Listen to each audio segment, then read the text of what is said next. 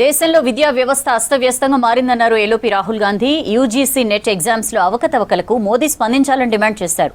ఎన్నికల సంస్కరణలు చేసిన ఎన్టీఏలో మార్పు రావడం లేదన్నారు. కేంద్రంలో దొంగల ప్రభుత్వం అధికారంలో ఉందన్నారు AICC chief Kharge. Congress party దేశభక్తిని ప్రశ్నించే స్థాయి బీజేపీలో ఏ లీడర్కు లేదన్నారు హస్తం నేతలు.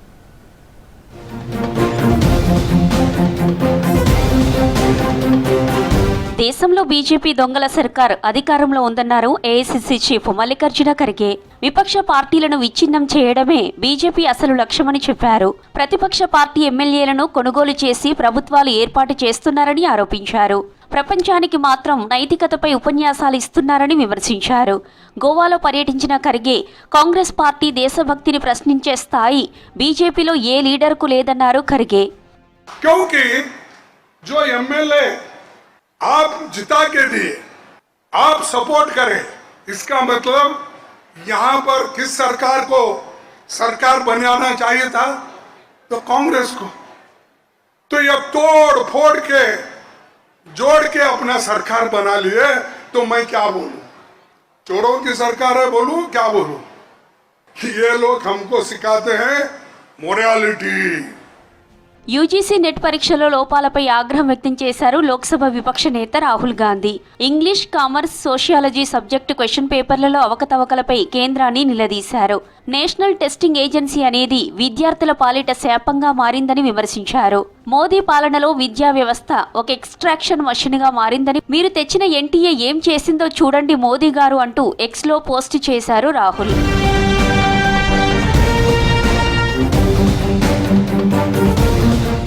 జార్ఖండ్లో విద్యార్థుల నిరసనలపై ఆ రాష్ట్ర సీఎం హేమంత్ సోరెన్కు లేఖ రాశారు ఎల్ఓపి రాహుల్ గాంధీ. నిరాహార దీక్షలు చేస్తున్న విద్యార్థులను వ్యక్తిగతంగా కలవాలని సూచించారు.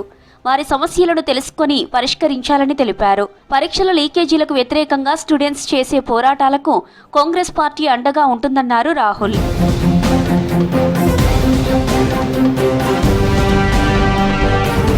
ఆదాయానికి మించి ఆస్తుల కేసుకు ఎల్ఓపి రాహుల్ గాంధీకి ఊరట లభించింది. గతంలో అలహాబాద్ హైకోర్టు ఇచ్చిన ఉత్తర్వులపై సుప్రీంకోర్టు స్టే విధించింది.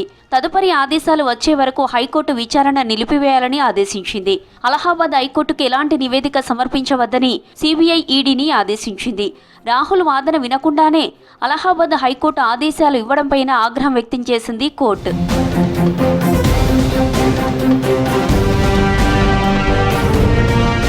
కాంగ్రెస్ పార్టీ గురించి మాట్లాడే అర్హత కేంద్ర మంత్రి అమిత్ షాకు లేదన్నారు ఆ పార్టీ ఎంపీ రేణుకా చౌదరి. పార్లమెంటుకు రాకుండా పారిపోయిన వ్యక్తులు ఢిల్లీలో లాఠీ చార్జిపై సమాధానం చెప్పాలని డిమాండ్ చేశారు. ఆ విషయాలను డైవర్ట్ చేయడానికే వందే మాతరం గీతం ప్రస్తావన తెరపైకి తెచ్చారని ఫైర్ అయ్యారు రేణుకా చౌదరి. अभी ये नया भक्त बन गए वंदे मातरम की. आरएसएस हेडक्वार्टर्स में कितने साल हो गए कि नेशनल फ्लैग तक कभी उड़ाए नहीं, तिरंगा कभी उड़ा नहीं वहां.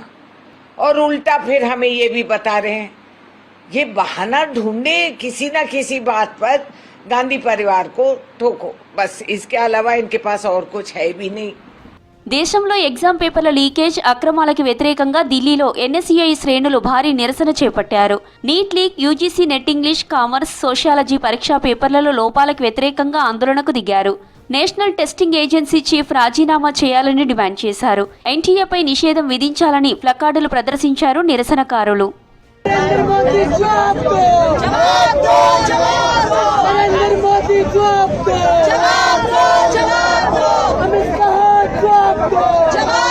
जवाब दो, तुमको देना होगा.